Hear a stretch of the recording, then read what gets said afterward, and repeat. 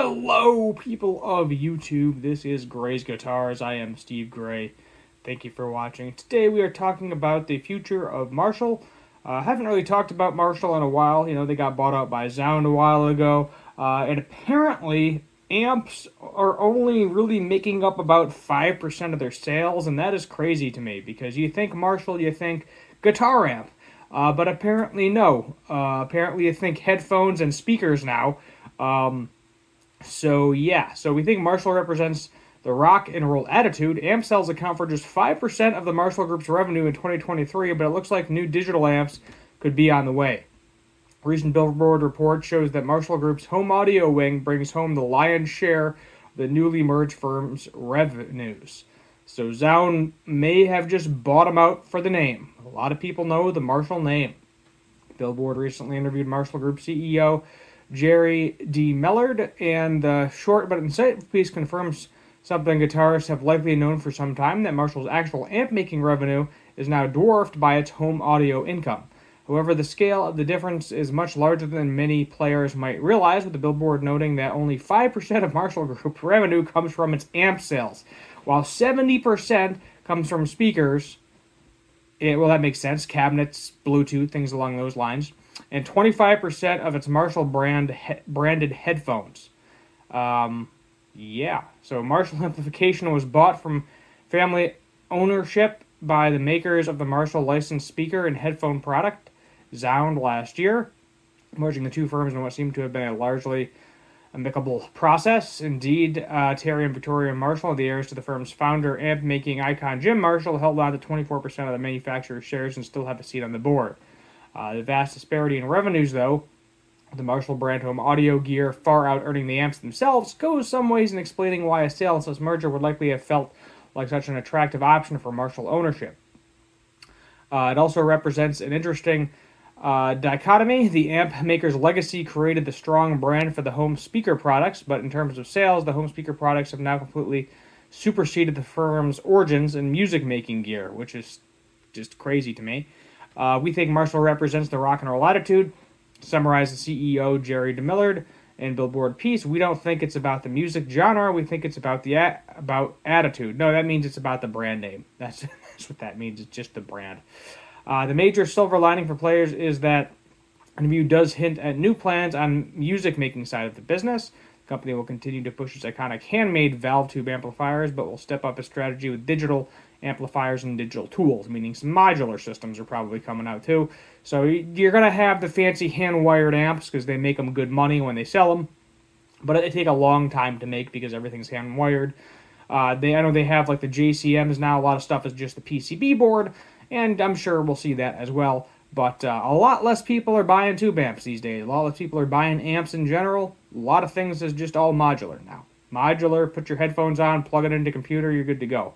In a recent financial report on 2023, Marshall also noted that it invested heavily in a premium tube amp facility in the UK, suggesting it sees a sustainable future for the side of the business. Yeah, I mean, it's a niche market, but it's still there and it ain't going anywhere. There's still people.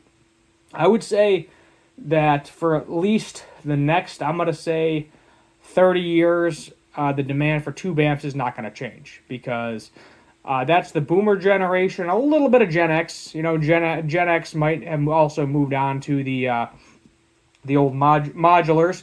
Millennials, you know, there was pretty much everything. By the time I feel like millennials, you know, I mean, modulars were a thing, but they were kind of crappy.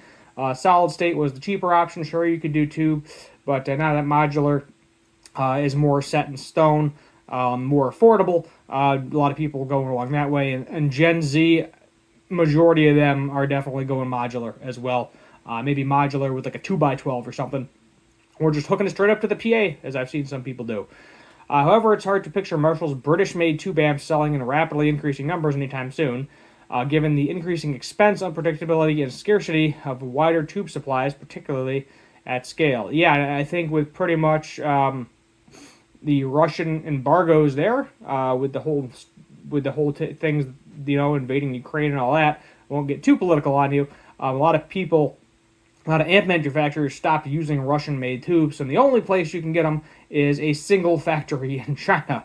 And they can pretty much charge whatever the heck they want, and there's nothing you can do about it. So yeah, that's fun. All of which is to say the new digital lamps look the best opportunity for the growth of the amp making side of the business, particularly if it can effectively take advantage of its new owner's knowledge of the economics of sale on the digital side. Yeah, get a Marshall modular out there. I don't think there is one. I know there's Marshall pedals and there's things like the Code, but get an actual Marshall modular out there. People will buy that thing, no problem. Marshall has, of course, preceded digital amps in the past, notably the Code series and software in collaboration with Softube, but has fallen behind the likes of one-time rival like Blackstar and Fender on that front. I would say Boss, because every time someone says, hey, what, digital amp should I get that has a bunch of built-in effects, everybody says Boss Katana. I've never heard, I legitimately don't think I've ever heard anyone say Marshall Code. Probably because I'm assuming it's more expensive. Let's see how much a Marshall Code amp is going for. Marshall Code, we'll just say Code 100, and Boss Katana 100. Shopping. Let's see. So the combo is going for $485. Let's see. Is there any new ones? Versus 3 set. Yeah, that's why right there. When it's like $100 more. So you can get the 100-watt combo for about $100 less by going to Boss as opposed to Marshall. So that is probably why. That explains that. We're particularly intrigued in digital tools. We wonder if Marshall might have one eye on a prevalence of floor modeling units to retool native software, for example. Last year, Marshall launched the Studio JTM, a well-received take on the iconic JTM 45 tube amp. And while those classic tube builds will always be alluring, they can only be retooled so many times. Playing habits are changing. As such, prospects of new Marshall guitar gear takes advantage of the firm's digital audio experience is exciting indeed. For more information, keep an eye on Marshall. Actually curious, let's look at some amps.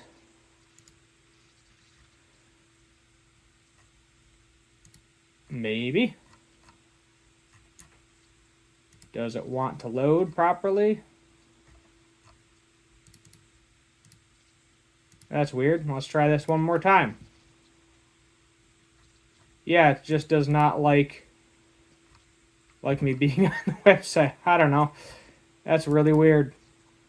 But yeah, anyway, I think, I don't think the tube amps are going to go anywhere. I said for, at least another 30 years, I would guess. And then you might see less and less of them, and then it might be the point where they're extremely expensive, because so few people are actually buying them.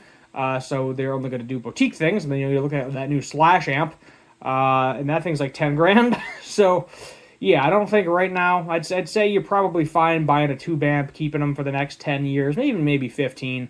But it might be at a certain point, it might just be better off going digital. The downside is, when a lot of that digital stuff breaks, unless you really know what you're doing, that thing is gone. It's going in the garbage. You're not fixing it. I don't know anyone that actually works on modulars. I know a few people that work on guitar pedals, but I don't know anyone, and a couple people that work on guitar amps, but I don't know anyone that actually has the computer skill, I would say. That's kind of like a computer science degree, to tear one of those bad boys apart and figure out where all the circuits and all that crap go. So I don't see that, basically I see that as being more of a throwaway type thing where, a tube amp, you keep the same one for 50 years, you repair it, you keep going. Whereas a modular, you spend $300 on it, it breaks in a decade or so, and then you go buy another one and don't bother trying to fix it. But that's where we're at. So surprising that Marshall is not selling that many amps, but at the same time, I'm thankful they're still staying afloat. They are adapting with the times. They are selling other things, and it sounds like they're making money. So that's, you won't see the brand disappear anytime soon, ultimately. I'm going to try one last time. Yeah, I don't know why it's giving me this crap. It's not letting me click on anything. I don't know what's going on with the website. But it could be because I'm recording. It may not like that I'm recording. That's the only thing I can think of. But other than that, thank you for watching. Hit that subscribe button. Turn on that notification bell. Leave a like, share, all that fun stuff. And as always, the second one was better. Have a good one.